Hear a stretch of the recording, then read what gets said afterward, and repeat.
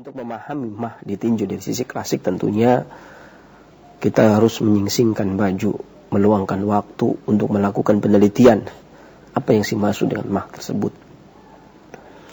Yang pada intinya mah atau radang lambung ini kalau secara literatur yang kita dapatkan atau tukak lambung adalah gejala penyakit atau gastritis ya, yang menyerang lambung dikarenakan terjadinya luka atau terjadinya peradangan yang terjadi pada lambung.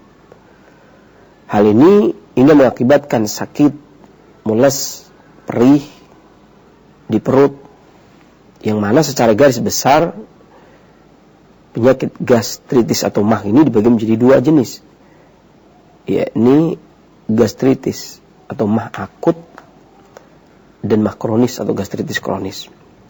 Di mana penyakit mah akut ini adalah inflamasi atau reaksi tubuh terhadap mikroorganisme dan benda-benda asing yang ditandai oleh panasnya perut, bengkak, nyeri, dan gangguan-gangguan fungsi organ tubuh akut dari lambung, dan biasanya terbatas hanya pada mukosa. Dan penyakit mah akut ini dapat terjadi tanpa diketahui penyebabnya. Yang kedua adalah yang kronis, di mana lambung penderita penyakit mah ini yang kronis mungkin mengalami inflamasi juga. Ya. Secara kronis dari tipe gangguan tertentu yang menyebabkan gastritis atau mah dari tipe yang spesifik, yaitu gastritis kronis. Dan jenis penyakit mah yang dilihat ini berdasarkan tingkat keparahan, maka biasanya dibedakan menjadi ada mah ringan, ada mah dimana mah ringan ini tergolong tahap ringan, dimana biasanya setiap orang yang sudah berada di tahap ini jika dilakukan pemeriksaan akan terlihat asam lambungnya berlebih di bagian dinding-dinding lambungnya. Atau mah sedang, yang mana pada tahap ini sudah menyebabkan nyeri, sakit, mual yang menyakitkan di perut, mual dengan menyakitkan di perut. Kemudian mah kronis yang berikutnya, yang mana hal ini sudah parah intensitasnya dibandingkan dengan mah biasa tadi. Kemudian yang berikutnya lebih parah lagi ada kanker lambung yang terjadi akibat mikroorganisme yang merugikan ya. Dan penyebabnya bisa dikarenakan penderita makan secara tidak teratur, atau terdapat mikroorganisme yang merugikan, atau mengkonsumsi obat-obatan tertentu, atau terjadi dikarenakan sebab-sebab lainnya seperti mengkonsumsi alkohol sehingga terjadi panas pada perut, pola tidur yang tidak beraturan, stres yang berkelanjutan. Dan mah juga bisa terjadi apabila penderita telat makan, kemudian sewaktu makan si penderita mah ini makan dengan porsi yang terlalu banyak, hingga terjadilah gejala-gejala tadi. Dan bagi penderita mah yang sudah parah, penyakit mah tersebut berbahaya sekali dan bisa menyebabkan kematian. Dan gejala-gejala yang tampak biasanya adalah sakit saat buang air besar, mual dan muntah, sering merasa lapar, perut kembung, nyeri yang terasa perih pada perut dan dada, sering bersendawa. Selain itu, penyakit ini dipercaya memiliki beberapa jenis minuman dan makanan yang kurang baik dikonsumsi. Ada yang menyatakan demikian. Ya. Di antaranya berdasarkan literatur disebutkan minuman yang merangsang pengeluaran asam lambung, di antaranya kopi, anggur putih, sari buah, kemudian sirup, susu, kemudian makanan yang sangat asam, pedas seperti cuka, cabai, merica, yang mana makanan tersebut merusak dinding lambung, dan makanan yang sulit dicerna sehingga memperlambat pengosongan lambung, karena ini dapat menyebabkan peningkatan ketegangan dalam lambung, seperti makan makanan yang berlemak, kue, tar, coklat, keju. Kemudian makanan yang melemahkan kelep kerongkongan bawah sehingga menyebabkan cairan lambung dapat naik ke kerongkongan, seperti alkohol, coklat, makanan tinggi lemak dan gorengan. Yang lainnya juga makanan minuman yang banyak mengandung gas, soft drink, terlalu banyak serat, antara lain seperti sawi, kol, nangka, pisang ambon, durian, kemudian buah kedondong, dan buah-buah yang dikeringkan, serta minuman yang mengandung banyak gas, minuman bersoda. Selain itu, kegiatan yang dapat meningkatkan gas dalam lambung juga harus dihindari, seperti makan permen karet, merokok. Ya. Tetapi ini semua masih butuh rujukan penelitian. Adapun secara klasik, setelah kita melihat literatur yang ada dari berbagai literatur yang disebutkan oleh para ahli, kemudian kami merangkum. Kami mengadakan penelitian untuk melakukan pemetaan, yaitu pemolaan. Dibikinlah sebuah pola penyakit. Ini masuk kepada pola apa penyakit mah tersebut. Kami mendapati dua juga, yakni mah akut dan mah kronis. Kemudian saya lakukan pemolaan atau pemetaan, maka saya mendapati pada mah akut ini ada 4 pola yang kita dapatkan. Yang pertama adalah berdasarkan keluhan tadi, yang pertama adalah pola dingin dan pola lembab. Di mana pola dingin lembab ini secara umum kalau dalam kesehatan klasik, gejalanya nyeri perut dan bergolak, kurangnya keringat pada cuaca yang panas, serangan akut muntah dan diare. Pada perempuan terjadi keputihan dengan bau yang amis, rasa dingin pada perut bagian bawah dan alat genital atau alat-alat kemaluan, batuk yang ketika membatukkan ludah itu suaranya rendah, diare dengan mengeluarkan feses yang lunak, ini gejala tanda-tandanya, dengan bau yang tidak sedap atau adanya ludah yang dengan mudah dibatukkan. Ada ludah tapi dengan mudah dikeluarkan dengan batuk. Kemudian terjadi pembengkakan pada tangan dan kaki, sakit kepala, sulit bergerak, nyeri pada bagian tubuh, nyeri persendian, uri yang sedikit dan sakit pada perut. Uri sedikit bening dan sakit pada perut. Ini masuk kategori tanda-tanda pola penyakit dingin lembab yang terdapat, keluhan yang terdapat atau tanda-tanda dan gejala manifestasi, gejala maupun tanda yang tampak pada penderita penyakit mah. Yang kedua adalah penyakit mah yang kita kategorikan pada pola penyakit panas musim panas dan kelembapan, yang mana gejalanya rasa kenyang pada perut, begah, tidak mau menerima makanan, rasa terbakar pada anusnya panas, tidak nyaman di dada, sesak dada, gasnya naik sampai ke dada. Kemudian diare, demam, mengejan saat defekasi atau saat proses pengeluaran buang air besar. Kemudian kurang selera makan, berkeringat karena cuaca yang panas atau dikarenakan mengenakan kain yang hangat. Urinya terkadang memerah, serangan tiba-tiba muntah atau diare, haus, muntah dengan partikel yang mengandung asam atau rasanya asam, kemudian fesesnya, kotorannya kuning dan cair. Ya, maka ini masuk kategori pola keluhan mah yang masuk kategori pola penyakit panas musim panas dan kelembapan.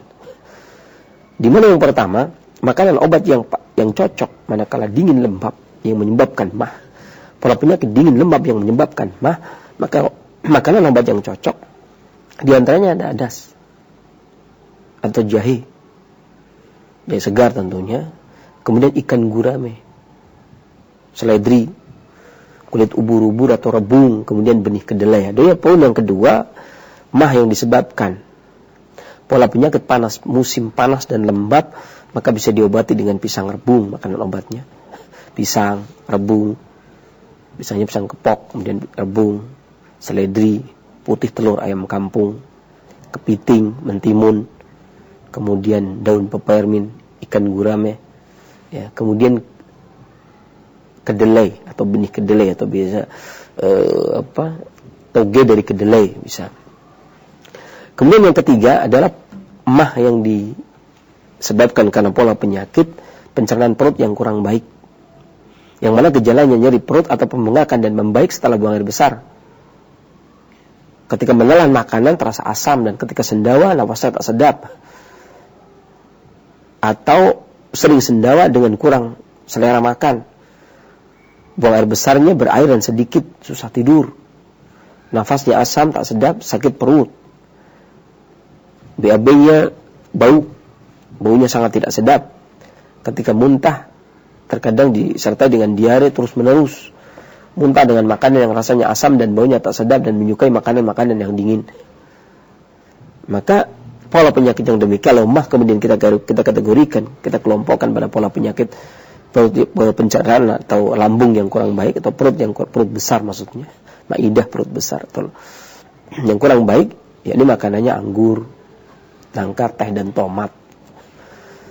Sebaliknya kalau yang keempat, yakni manakala terjadi mah yang dikelompokkan pada pola penyakit disebabkan oleh pola penyakit astenia haroroh, lemahnya panas pada limpa dan lambung atau limpa dan perut, dengan gejala nyeri perut, urin bening, tangan dan kaki dingin, diare dan muntah yang muncul sering, kelelahan, cegukan dengan suara yang rendah, menyukai kehangatan, dan suka dengan dipijat, perutnya dipijat, enak.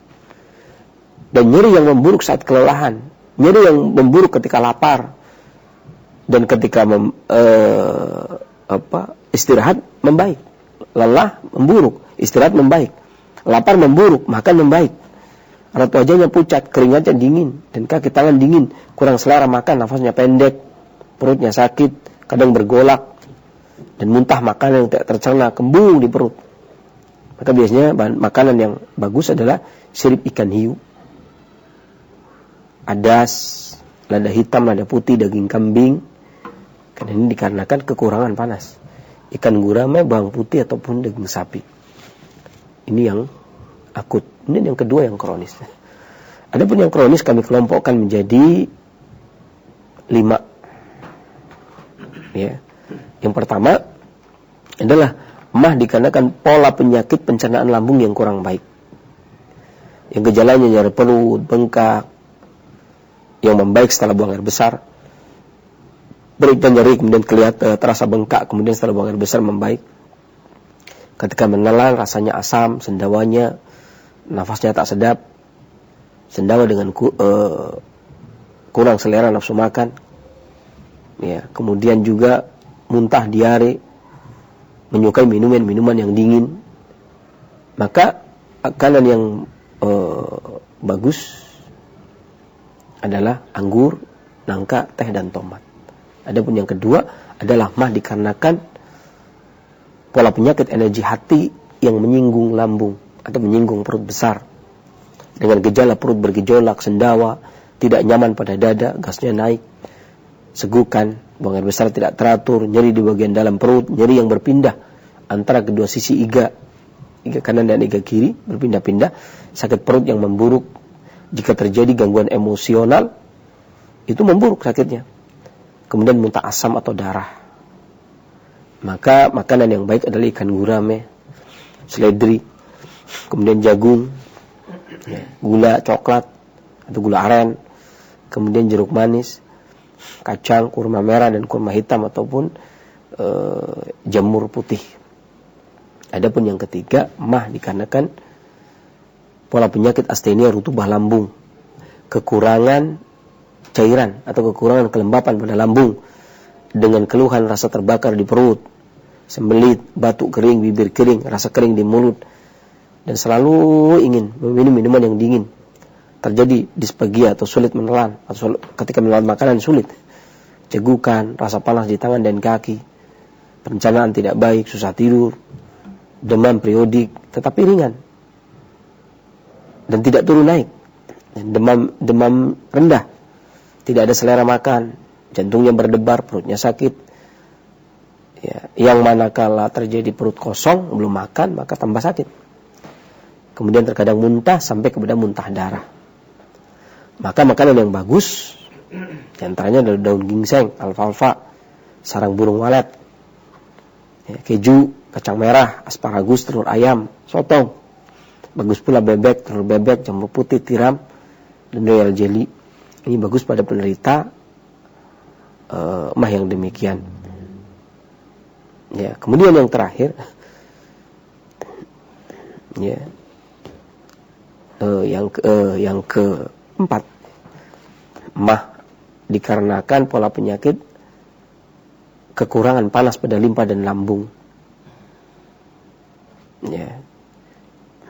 Adapun yang kelima adalah Mah dikarenakan pola penyakit pembekuan darah pada lambung. Yang mana gejalanya merasa kosong, perutnya sakit, nyeri yang memburuk manakala dipijat. Justru yang tadi ada yang dipijat enak, ini dipijat nyeri. Di dalam perut seperti tusuk-tusuk dikarenakan adanya pembekuan darah.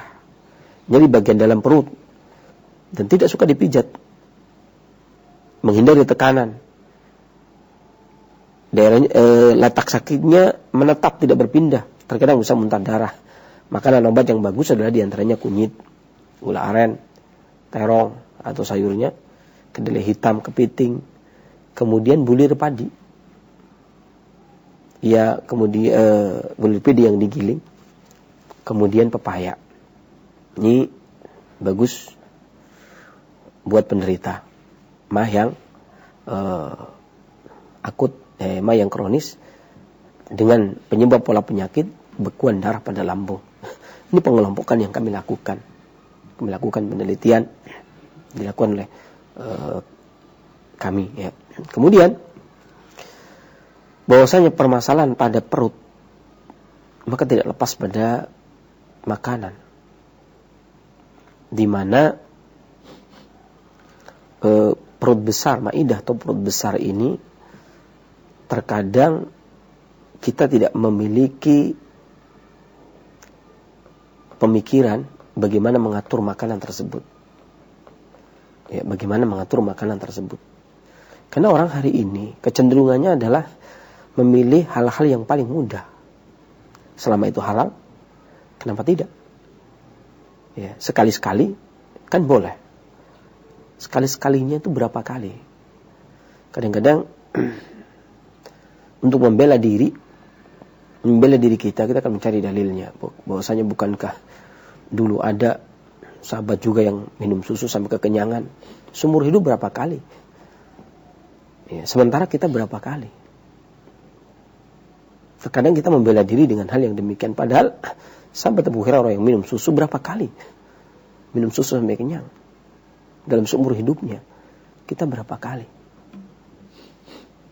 Ya, kita hampir tiap hari tidak pernah mengerti sepertiga makanan untuk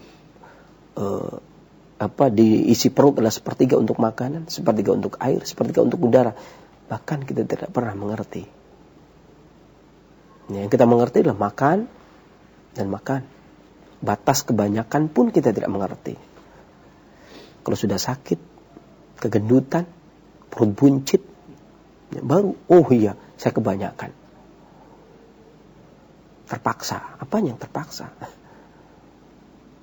Ya, wajarlah kalau kemudian dikatakan, ya memang perut rumah penyakit bukan sabda Nabi SAW, tapi perkataan Haris bin Kalada. Maksudnya perut adalah rumah penyakit. Ini disebutkan oleh Ibnu Qayyim al-Jauziyah, disebutkan oleh para ulama, disebutkan oleh Imam Ibnu Muflih.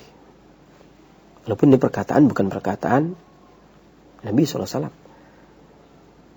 Ya, orang dulu bagaimana mereka menahan makanan tidak terlalu banyak, dan orang hari ini, dan Nabi SAW mengajarkan makanan menjadi obat. Sebenarnya disebutkan oleh Imam Ibnu Qayyim dalam Ma'ad bahwasanya menjadikan makanan itu obat, sebagai obat. Hal demikian dilakukan dikarenakan pola makan mereka, orang-orang dahulu sebelum kita itu, kehidupan mereka sangat zuhud, wara', dan mereka tidak berlebihan dalam makanan, dan benar-benar tidak berlebihan, nggak kayak kita. Nggak kayak kita. Dalam keadaan tidak berlebihnya pun berlebih. Di rumah saya makannya tidak berlebih, itu udah berlebih. Sekali-sekali kalau bertamu, lebih parah lagi. Di rumah kita saja, kita udah berlebih. Dan itu tidak kita sadari yang seperti itu. Ya, kalau kemudian kadang-kadang kemudian kita membela diri, bukankah ini sesuatu yang halal? Betul, kan? Tapi ketika inilah yang menyebabkan kaum muslimin pada sakit, dikarenakan banyaknya makanan yang mereka tidak hindari. Ingat bahwasanya pola hidup kita itu mencerminkan diri kita. Ya, terkadang kita mengatakan diri kita Ahlus Sunnah, yang mana yang kita kerjakan, pola hidup mana yang kita contoh dari pendahulu kita. Ibadahnya kita jauh, akhlaknya kita jauh, adabnya kita jauh, pola hidupnya kita jauh. Ya. Maka hari ini kemudian ketika kondisinya tidak seperti yang dulu, ya wajar. Orang dulu pada sehat-sehat, orang sekarang pada sakit-sakit. Ya. Padahal sama-sama Qur'annya, sama-sama hadisnya, sama ulamanya. Tapi pendahulu kita mengalami kesehatan yang maksimal, sementara kita mengalami keterpurukan dan menyedihkan sekali. Ya, maka pola tidur yang bagus, pola pikir yang bagus, sehat. Seorang hendaknya memakan sesuai dengan kebutuhannya, tidak perlu membela diri, ya, tidak perlu mencari dalil, kemudian ini tidak ada masalah. Makanya banyak sekali kadang-kadang orang yang saya darah tinggi, nggak apa-apa, saya makan ini makan itu, silahkan. Kalau ada apa-apa silahkan rasain sendiri. Toh orang-orang yang demikian dia akan teriak-teriak sendiri, saya sakit ini, saya sakit itu. Ya, maka perhatikanlah, kekhawatiran, kecemasan juga menyebabkan. Ya, maka ukuran makanan itulah. Kalau ada orang yang mengatakan kemudian sekali-sekali tidak masalah, kita bertanya kepada mereka, berapa kali Anda tidak kenyang? Sementara orang-orang dahulu kadang-kadang 40 hari, ada yang 4 bulan tidak pernah merasakan kenyang. Berapa kali Anda tidak pernah kenyang? Ya, bahkan kita terlanjur menumpuk makanan yang terlalu berlebih. Na'udzubillah. Penyakit ini disebabkan oleh diri kita sendiri. Terkadang kita ini ujian. Sungguh diri kita sendiri yang menganiaya tubuh kita ini, ya, hingga dampaknya kita rasakan sendiri. Kembalilah kepada Allah dan Rasulnya alaihi salatu wassalam, ya, untuk pola penyakit yang ini. Karena penyakit ini berkaitan memakan makanan sesuatu yang susah, sesuatu yang sulit. Dan tapi paling tidak saya memberikan nasihat pada diri saya dan antum sekalian, ingatlah bahwasanya kaum muslimin itu makan dengan satu usus. Sebagaimana diriwayatkan oleh Imam Al-Bukhari, dan kaum orang kafir makan dengan 7 usus. Adapun tafsir hadisnya silakan tanyakan kepada para ustadz yang lebih faham. Ya. Dan tentunya walaupun Al-Imam Al-Albani menghasankan hadis yang perut itu isinya wadah yang lebih buruk dari anak Adam itu adalah perut dan isinya sepertiga buat makanan, sepertiga buat minuman, sepertiga buat air. Kabarnya ada yang mendhaifkan dan sebagainya. Paling tidak kita memberikan nasihat. Orang kafir makan dengan 7 usus dan kita makan dengan 1 usus. Maka silahkan fahami hal ini dan tanyakan kepada guru-guru kita, ustaz-ustaz kita. Yang jelas kita beda dengan orang-orang kafir. Tujuan hidup kita juga beda. Ya, maka saya tetap meyakini bahwasanya berpantang itu sesuatu yang bagus. Berpantang itu sesuatu yang bagus. Sebagaimana Nabi juga mengajarkan, tidak semuanya harus kita makan. Dan betul, sekali-sekali tidak ada masalah. Kita memakan makanan, nggak ada masalah.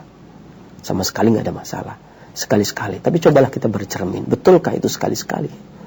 Yang sering kita katakan. Udah nggak apa-apa lah sekali-sekali. Betulkah?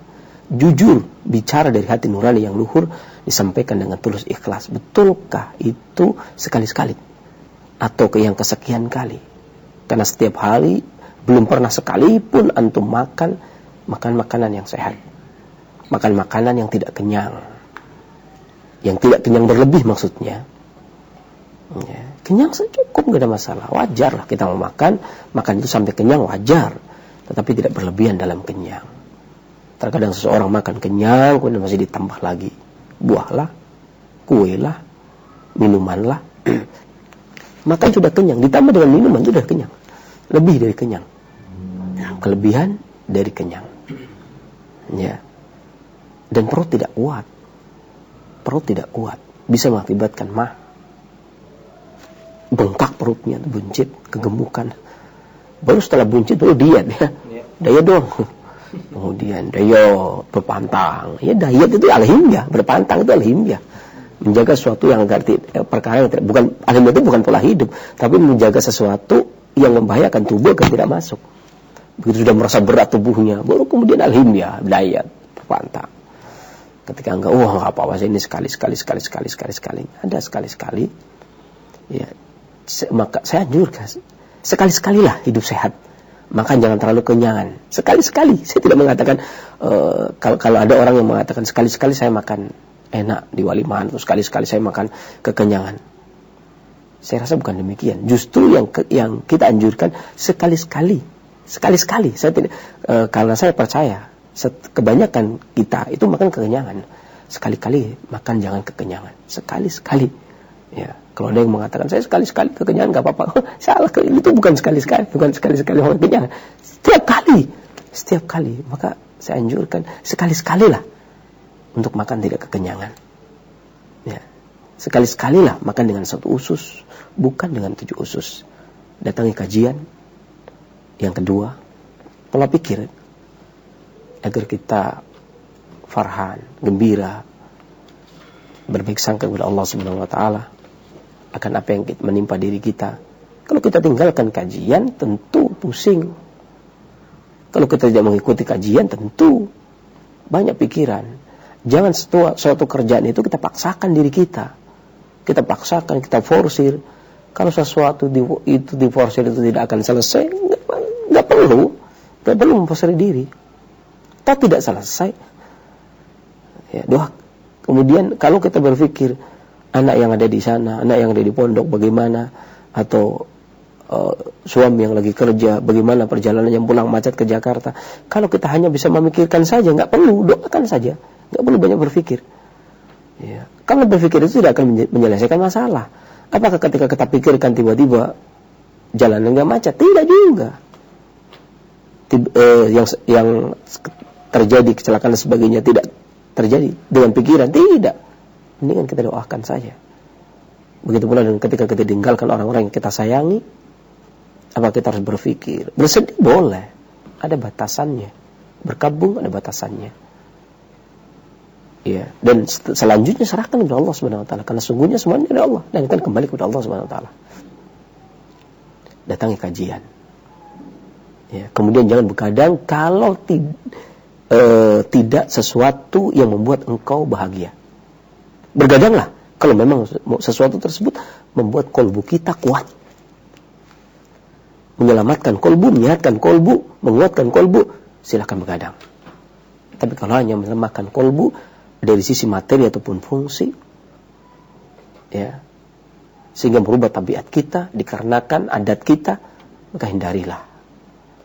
Lakukanlah adat yang bagus, karena adat adalah tabiat kedua. Lakukanlah adat yang bagus, karena adat adalah tabiat kedua. Biasakan diri kita dan melakukan sesuatu yang bagus. Jangan cari-cari sesuatu yang meringankan diri kita, menyenangkan diri kita, tapi akan buat bencana di kemudian hari. Allah alam. Dan Allah berikan kesehatan kepada kita, jasmani dan rohani, terutama rohani. Ya, terutama rohani. Dan pengobatan kolbu sangat penting, teramat sangat penting. Tidak ada yang bisa melebihi pengobatan badan. Sesuatu yang sepele dan sesuatu yang mudah saja, tapi pengobatan kolbu yang paling bagus. Ya, hindari segala macam sesuatu yang menyakitkan kolbu. Kesembuhan dari Allah Subhanahu wa taala. Kekurangan dari saya mohon maaf atas segala kekurangan. Ya, itu segala sesuatu yang menyinggung, mungkin yang makannya sudah terlalu banyak, ya, perutnya sudah besar, kemudian agak menyinggung, ya. Gimana nih saya? Ya, mohon maaf juga gitu ya.